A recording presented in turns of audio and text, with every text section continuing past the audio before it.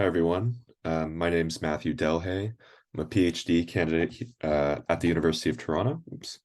Um, uh, and the title of my talk today is Institutions or Interaction, Hegel's Critique of Fichte Reconsidered. So here's the outline of what I'd like to talk about today. First, I'd like to place the presentation that I'm making today in a little bit of a wider context by talking about the wider dissertation project, of which this is a piece. Second, I'd like to try to argue that the traditional understanding of Hegel as criticizing Fichte for Fichte's subjectivism is misguided. And in particular, that this criticism won't work for understanding what Hegel finds unsatisfactory in Fichte's practical philosophy. And finally, I want to argue here that we should reorient the discussion of Hegel's critique of Fichte's practical philosophy towards their respective theories of social institutions. And I'll try to say why that is a reasonable view in the course of the talk. Okay, next, in the third part, I want to talk about Fichte's theory of social institutions, which I call his interactionism. And after reconstructing that, I want to, in the fourth part of the talk, lay out what I take to be some Hegel-inspired problems for Fichte's interactionism, for his theory of institutions. And the idea here is not to reconstruct Hegel's view, but rather identify some desiderata that Hegel's own positive view will have to satisfy in light of what he finds unsatisfactory in Fichte's view, or rather, what I think we can identify on behalf of Hegel as being unsatisfactory in his view. Okay, and then finally, I want to draw out what I take to be some consequences of Hegel's critique of Fichte's interactionism for the recognitive reading of Hegel's social philosophy. That is to say, the view developed by people like Axel Honneth, Robert Brandom, and Robert Pippin that try to view Hegel's theory of society as grounded in reciprocal recognition. Basically, what in light of what I'm going to try to say here, I think there's some serious problems for those views. Okay. So the wider dissertation project, the dissertation is entitled Hegel's Theory of Institutions. And basically what I'm presenting here is the first chapter of that dissertation. So very much a work in progress. But I want to underscore kind of two theses that are motivating the project in certain ways. So the first thesis is that we have to understand Hegel both via and contra Fichte, especially when it comes to practical philosophy. So I think there's one of the main ways Hegel gets misunderstood is that not enough attention is paid to the degree to which he is influenced by, but also reacting against Fichte's views, both in practical and in theoretical philosophy. The second major thesis kind of underlying my dissertation is that when we're looking at the social philosophy in this period, we have to understand it as kind of always at the same time both a descriptive account of what is and also a normative account of what ought to be. So to make that more concrete, what we're going to be doing today is looking at Hegel and Fichte's respective theories of social institutions. And the natural question might arise, well, is this a theory about how institutions are or how they ought to be? And I think that for both of these thinkers, it's going to have to be both. And I'll try to make that more clear as we go along. Okay, section number 2, subjectivism reconsidered. So the standard reading of Hegel is that Hegel criticizes Fichte for being a merely subjective idealist. So in practical philosophy, this subjective idealism is supposed to lead to a kind of pernicious individualism. And the term egoismus, which is already in circulation before Hegel by people like Jens Bagenson and Karl Reinhold, this egoismus is kind of suggests both subjectivism in theoretical philosophy and individualism in practical philosophy. So, for example, here's Hegel in the Lectures on the History of Philosophy, where he's saying something like this. He writes, Fichte's natural right establishes, for example, the organization of the state. This organization is as unspiritual as was the deduction of natural things in Fichte's deduction, and as were many of the French constitutions which have appeared in modern times. A formal external connection and relationship in which individuals as such are held to be absolute, or in which right is the highest principle. The universal is not spirit, the substance of the whole, but the external, understandable negative violence against individuals. So there's a lot going on here, but this is just an example, and there are many others. For example, in the science of logic, there's similar criticisms of subjective idealism, but this is just an example of where Hegel seems to be making just the kind of criticism I described, namely that Fichte is an individualist. And what I want to suggest is that this cannot be actually Hegel's considered criticism of Fichte. And there's kind of two kind of surface level reasons why, and then I think maybe a deeper reason. So the two surface level reasons, well, this is kind of just for the purposes of this talk, it'll be more of a counter assertion than a real reasoned argument. But I think that if you give a careful reading of Fichte, and a lot of the English language scholarship in the last 2 or 3 decades has really brought this out, both in theoretical philosophy and in practical philosophy, you can see that Fichte isn't really a subjectivist. So I think most interesting for our purposes is this idea of Fichte as an individualist. So if you actually read Fichte's works from the Jena period, so in the 1790s, what you really get is, in fact, a view of Fichte who's deeply committed to the let's say the sociality of right, or the way in which self-consciousness of individuals is totally predicated on being part of some larger community. And in fact, you can, if there is between the individual and the collective, if one of these is to be given precedence, I think the case could be made. And like I said, I'm kind of drawing on a lot of scholarship, that great scholarship in the last couple of decades here on Fichte's practical philosophy. The case should be made for community as being more important than the individual when we start to try to reconstruct Fichte's practical philosophy. So I don't think that this will work as a critique of Fichte. And luckily, I also want to argue further that Hegel was aware of this, and that his critique of Fichte does not rest on subjectivism in any ordinary sense of that term. So I think that the deeper problem, this is my point 3 here, is that the I equals I with which Fichte commences the 1794-95 Wissenschaftslehre, which can also be mapped onto the mutual positing of the I and the not I, and also the reciprocal positing of objectivity and subjectivity.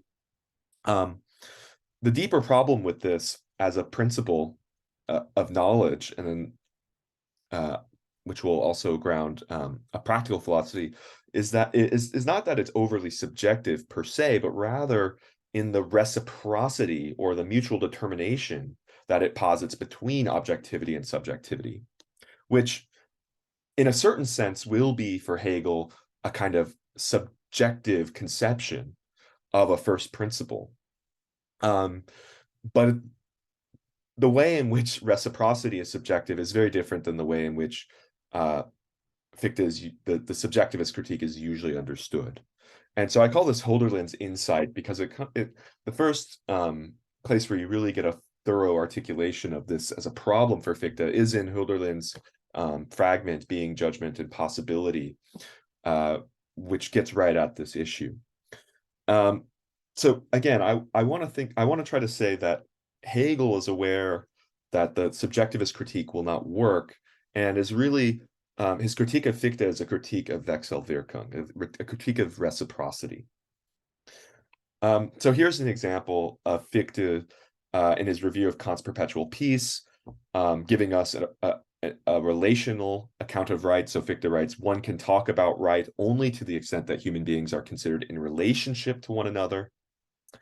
The validity of the law of right is conditioned by the community of by the concept of community of free beings. It ceases to apply when such a community is not possible. A similar view, although maybe with some differences, I'm not going to go into maybe some of the ways in which there's some challenges here, but a similar view is put forward, I think, in the Foundations of Natural Right, which came out, I think, about a year later. And so what as I'm saying, so Hegel is aware that subjectivism will not do the job.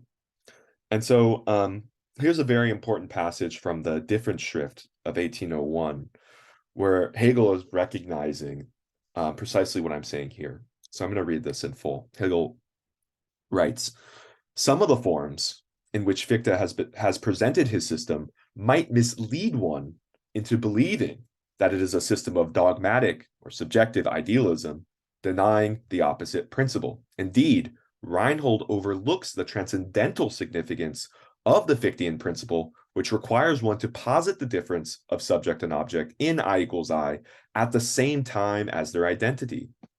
Reinhold regards Fichte's system as a system of absolute subjectivity, that is, a dogmatic idealism. But precisely what distinguishes Fichte's idealism is that the identity which it establishes in the I equals I is one that does not deny the objective, but puts the subjective and the objective in the same rank of reality and certainty, and pure and empirical consciousness is one. For the sake of the identity of subject and object, I posit things outside myself just as surely as I posit myself. The things exist as certainly as I do. But if the I posits things alone or itself alone, just one of the two terms, and here's the kicker, I think, or even both at once but separately, so in a reciprocal determination, then the I will not in the system come to be subject-object to itself. True, the subjective is subject-object, but the objective is not. Hence, subject is not equal to object. Yeah, so what's key in this passage is that it's very clear that Hegel is reading Fichte here as seeing subjectivity and objectivity as being mutually posited alongside one another, almost as if they were equiprimordial. And so the problem with Fichte from the Hegelian standpoint can't be merely that there's some kind of undue privileging of the subjective here. I think it has to do instead with this idea that the subjective and objective are posited both at once but separately. And I'll say more about that in just a second. So here's another passage from 1802 in the Faith and Knowledge essay. I won't read this, but here Hegel's making a similar criticism, but with respect to practical philosophy. And he's identifying Fichte's principle of streben or striving as providing a similar kind of synthesis between subjectivity and objectivity in the practical domain. So again, Fichte is not, his practical philosophy is deficient not because it's subjective, it must have some other kind of deficiency. Okay. So given that the subjective criticism won't work, we're now faced with the situation, well, what is Hegel's critique of Fichte's practical philosophy? And my contention is that we ought to reevaluate Hegel's critique of Fichte's practical philosophy not in terms of subjectivism or individualism or collectivism, but instead with a different vocabulary. And the vocabulary I suggest is that we do so in terms of their respective institutional theories. Uh, and so we might wonder, I think it'd be pretty reasonable at this point to wonder, well, why institutions as the grounds for understanding Hegel's critique of Fichte's practical philosophy? Well, put it this way.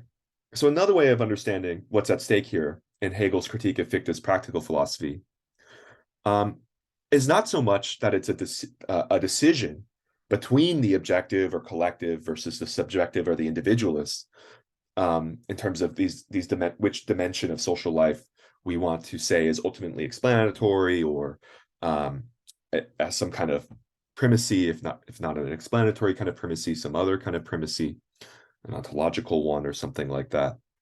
It's not a decision between the individual and collective dimensions of social life, but instead, what's at stake, I think, is how to think about the mediation of these two extremes. Okay, so again, another way of putting this is that both Hegel and Fichte have a vision of practical philosophy as dealing with both with collective and individual phenomena. And what distinguishes them is not these extremes, but how these extremes are put into relation with one another. And that idea of how you relate an individual structures of individuals to structures of collectives, I call social mediation. And the idea here is just that institutions just are those things which accomplish this kind of social mediation, that mediate the individualist and collective dimensions of social life. So Jean-Francois Caravagin has a great book on Hegel that was recently translated into English from French, called The Actual and the Rational. And he just kind of tells us, I think correctly, that institutionalist theories just are those theories which aim to go beyond the choice between subjectivism and objectivism, kind of drawing from French institutionalist juridical thinkers here. But yeah, so the idea is that if we want to change the conversation away from whether one is too subjective or too objective in one's social philosophy, and towards thinking about the different ways in which the subjective and objective dimensions of social life are mediated, the right concept for thinking about that difference is the concept of an institution. At least that's my contention. Okay, so I have these terms in the title of my paper: interactionism and institutionalism, and these I take to be basically institutional theories. That is to say, ways of theorizing social mediation. So I won't go in too much to the Hegelian side of this, but just to paint a broad picture here. So for Fichte, the paradigm of social mediation, and this is Fichte's interactionism, the paradigm of social mediation is an intersubjective interaction. You might think of a face-to-face interaction even. And institutions then will be just, on Fichte's view, if and only if agents consent to these institutions and these institutions cohere with the general demands of the mutual limitation of freedom, which is something that's developed in the foundations of natural right, this idea that right requires first and foremost that we limit our freedom so that there's enough freedom for the other. This Fichte thinks is just kind of baked into the concept of freedom. So this kind of just puts guardrails on certain institutions. I can go into this more later if you'd like. Okay, so on the other hand, Hegel will see as the paradigm of social mediation to be an institutionally prescribed pattern of behavior. And for Hegel, institutions will be justified if and only if they realize social freedom, which does not necessarily require that agents always recognize institutions as doing so.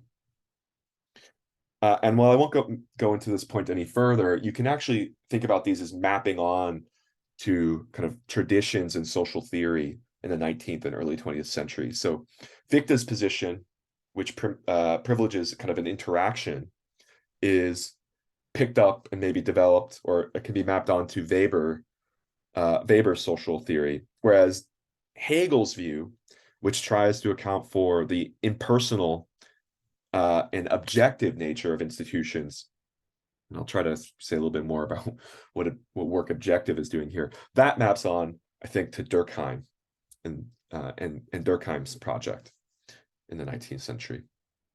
Okay. So now I want to develop a little bit more Fichte's interactionist theory of social institutions before, in the next section, trying to indicate some problems with Fichte's view from Hegel's standpoint. So for Fichte, the idea is basically that institutions are congealed consent. That is, institutions merely aggregate individual wills. Another way of kind of seeing this is that for Fichte, institutions stand in for interactions. The natural idea being here that somehow if we could, that institutions, let's put it this way, institutions, they only have an instrumental value for Fichte insofar as they stand in for interactions that couldn't happen, but that ought to have happened. And so I'll try to say a little bit more about that. So I see this theory as kind of expressing a kind of ideal of immediacy in the social world in three ways. So the first way is that there's a kind of immediacy of institutional content insofar as Fichte will say that institutional content has a degree of arbitrariness. I'll try to say a bit more about that. The second is that there's a kind of vision, or if you even want to think of it as a kind of social ontology, where what exists are not individuals, this is as such, but rather dyadic relations between individuals. That's really the kind of social relation that Fichte is interested in. He thinks that is really constitutive of the social world. And then finally, the third form of immediacy is that Fichte envisions a kind of utopia in which there are no institutions, and thinks that the infinite progress of moral perfection will lead us to a society in which ultimately we rid ourselves of the state and we rid ourselves of social and political institutions. Okay, so to speak first about this arbitrariness that Fichte views in this arbitrariness that Fichte ascribes to the content of social institutions. Well, before I go on, I should say a little bit of what I mean with this idea of institutional content. And the basic idea here is just that a single like form or principle underlying an institution can be realized in many different ways. So you might think, as an example, it's widely agreed that the family is a social institution. And you might think that the underlying principle, which kind of motivates the family or kind of constitutes the institution of the family, is something like the proper management of kinship relations, something like that.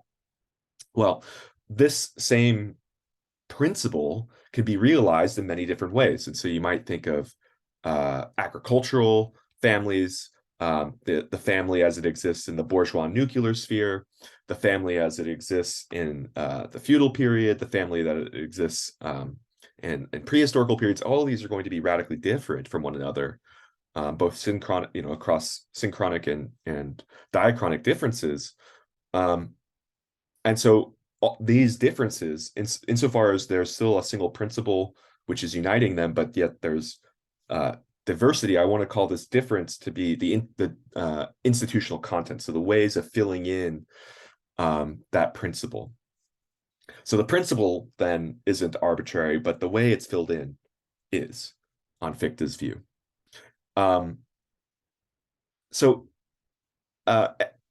this kind of follows very naturally from this idea in Fichte, and this is just an example from the system of ethics, but it comes up many other places, that there is no will without arbitrary choice. So there's no Wille without Willkür. And the idea here being basically the content of an individual will is at least a part of it, if not all of it, is determined by some arbitrary choice on the part of the agent. So this is a kind of just axiom in Fichte's view, it seems.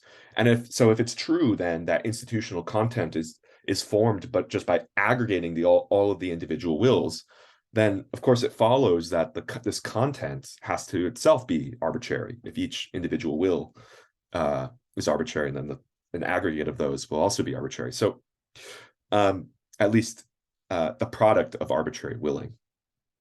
So the idea here is just that, yeah, the content of any institution, so the reason I'm stumbling a bit here is, of course, if you've read Fichte, you'll know that, of course, this seems to clash, apparently, with what he's doing in the system of ethics, and especially in the foundations of natural right, which is where he's trying to give us some sense in which the common will that he's deducing there has a kind of necessary content. And I have a lot to say about this elsewhere, but the basic point is just like that the content that Fichte is deducing in the foundations of natural right, for example, it has a necessity, but it's merely hypothetical.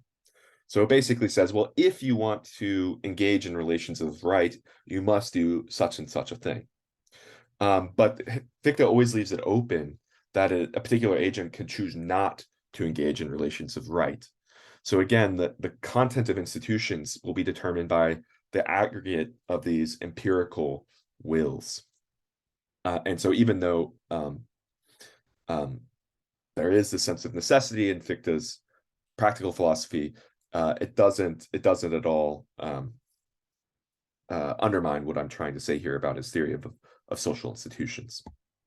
Okay, the second feature of Fichte's institutional theory is this one about dyadic social relations. So the idea here is that every single individual has a direct and dyadic relationship to every other one, and that the way we ought to understand the social world is basically as a strongly connected web or net in which every individual is connected up with every other individual. And Fichte derives this view from the organic model that we get in Kant's third critique, in which every part is both cause and effect of every other part. This concept of organization that we get there in Kant. Fichte uses that to try to understand society. I mean, in a footnote, Kant does as well, but Fichte really develops this in a social direction. So this is kind of the kind of metaphysical background that's undergirding Fichte's view.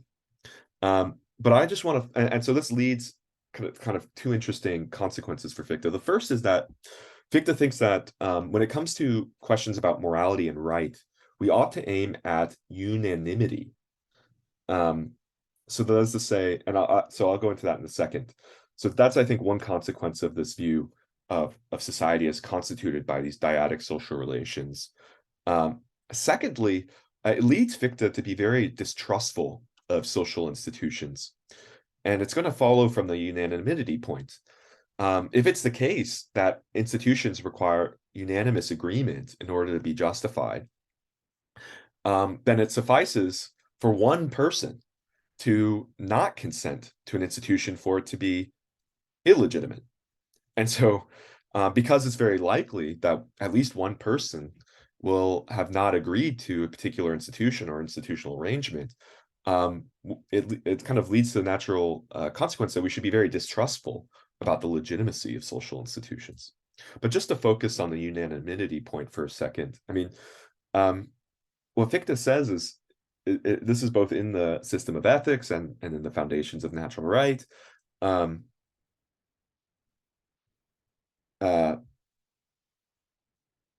He's always harping on this unanimity point, and you can see it here, for example, at the end. This distrust coming out. So he writes, if even only one of these agents were to be oppressed, this one person would certainly not give his consent to the civil contract, in which case they, the rest of the people, would no longer all be united. So kind of the idea here being one person not consenting is enough to delegitimize the whole polity or the institution in question. Okay. Finally, you've got this ideal of an institutionalist society in Fichte.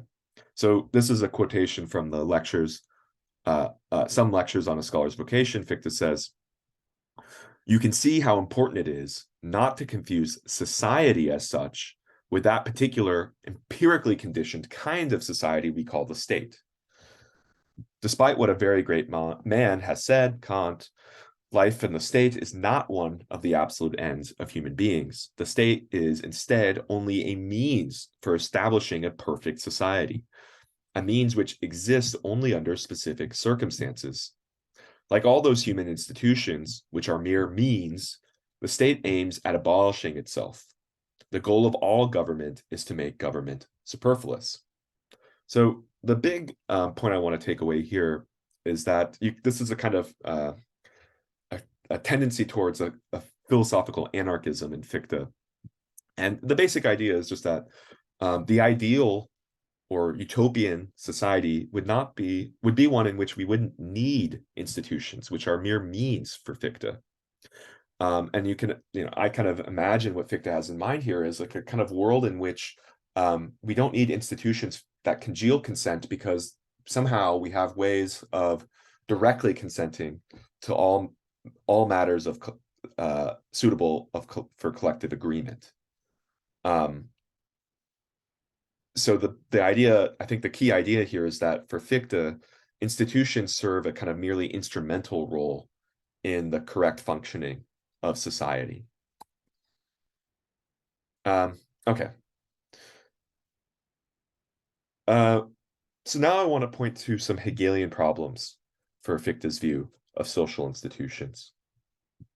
So these are not kind of explicit in Hegel's view.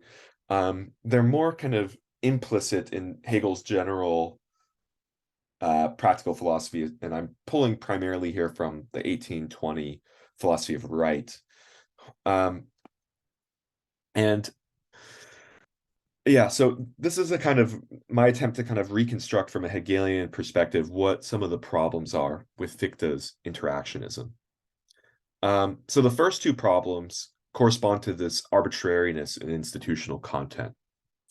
And so the first problem is that from the Fichtean standpoint, it seems like it's going to be difficult, if not impossible, to explain both the ubiquity of certain institutional forms or principles and also the diversity of certain institutional content. I mean, and the problem here is this, if it's the case that institutions are merely the aggregate of individual wills, and that these individual wills have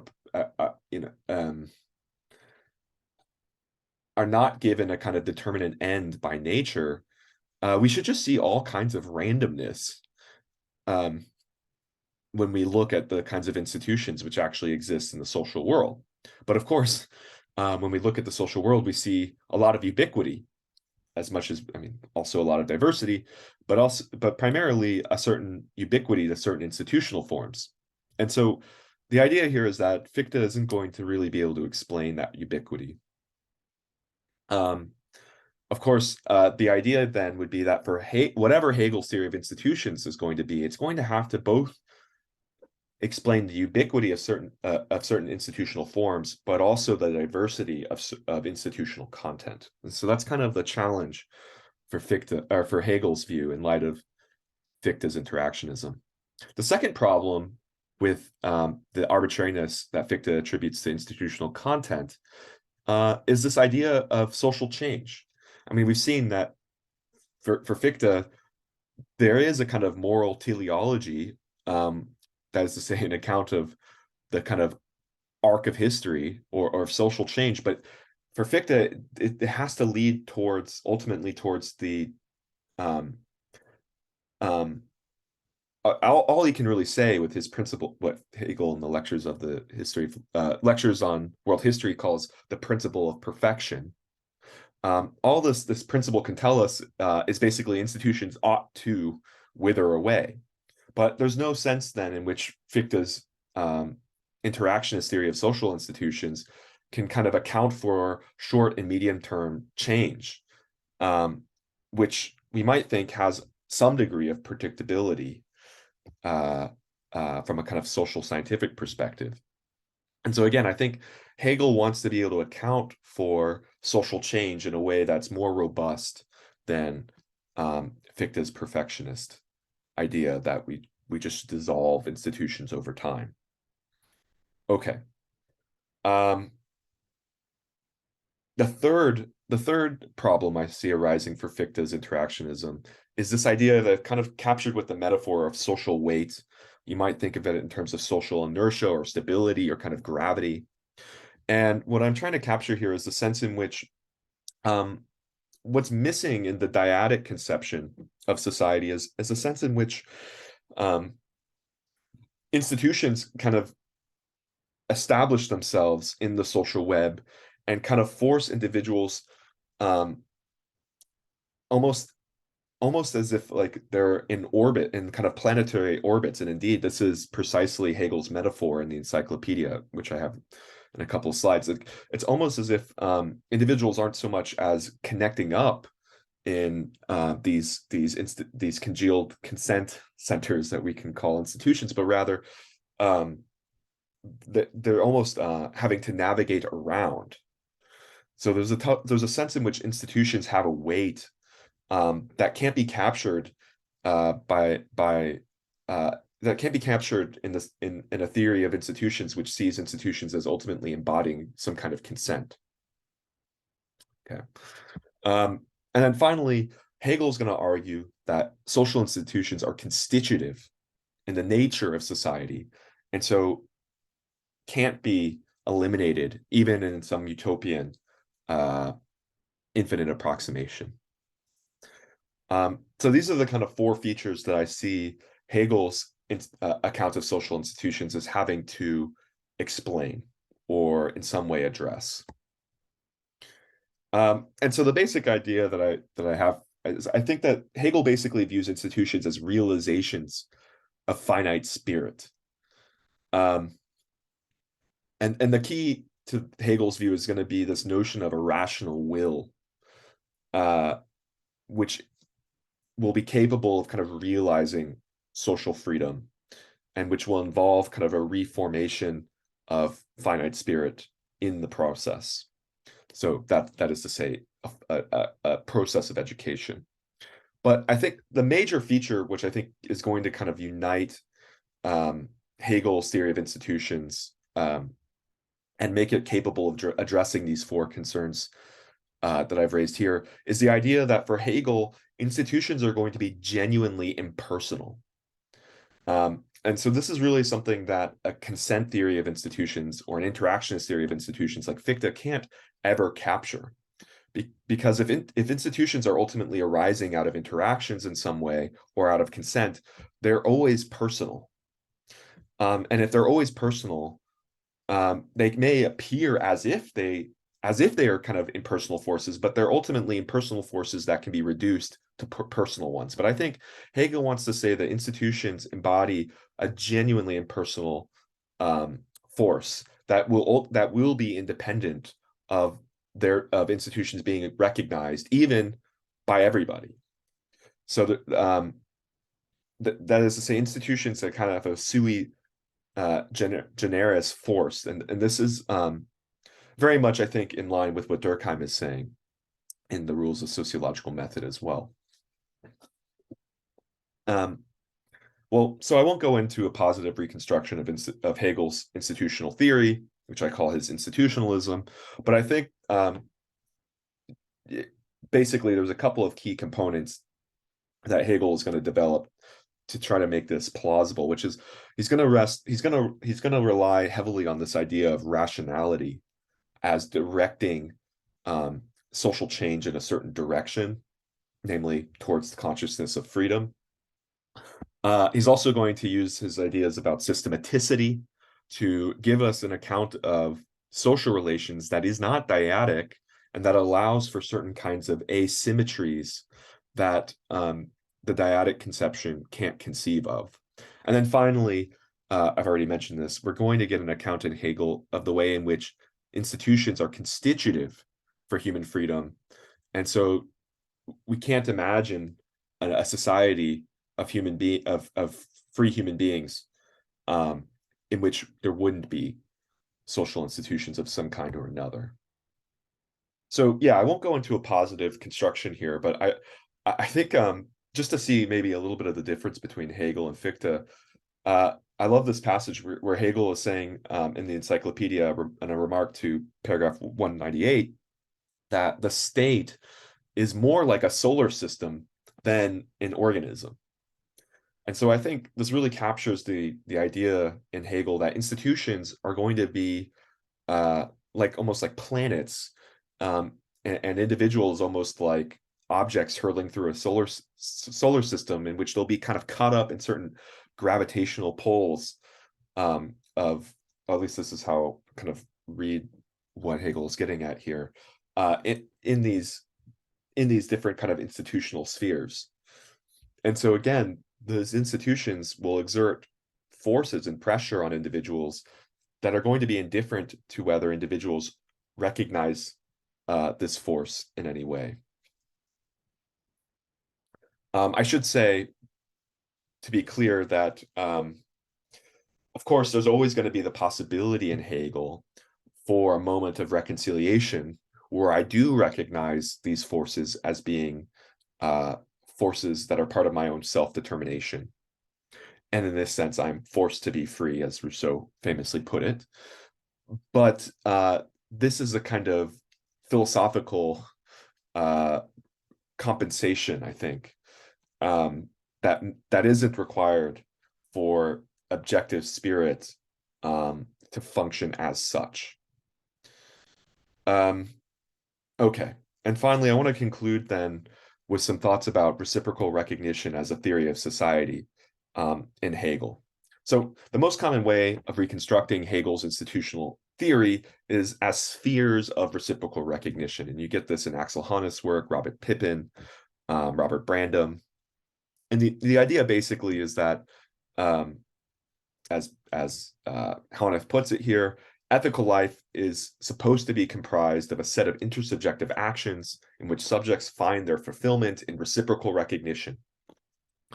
So, can find individual fulfillment and reciprocal recognition at one and the same time.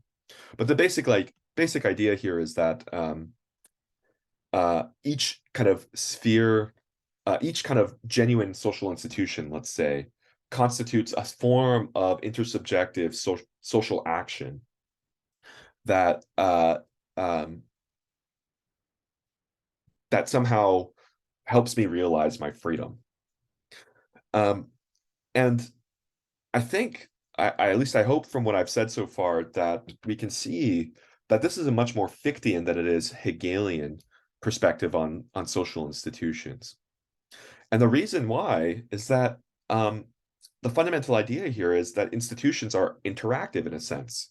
I mean, if you read Honneth, I mean, the idea is that an institution is a form of intersubjective action. And I think that any such theory will fail to capture what Hegel's really driving at, which is the objectivity of institutions, which is to say, the way in which they affect us, even if we all collectively were to somehow not recognize them. And so